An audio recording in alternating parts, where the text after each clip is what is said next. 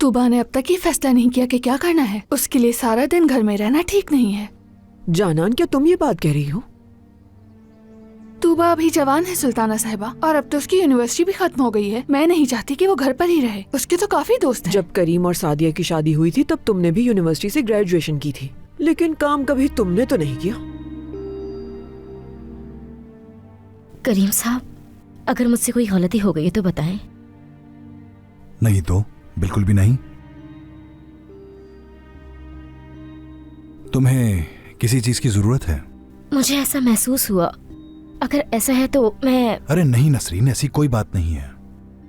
ठीक है, तो क्या आज रात आप मुझसे बीच पर मिल सकते हैं? लेकिन क्यों? बातें करने के लिए।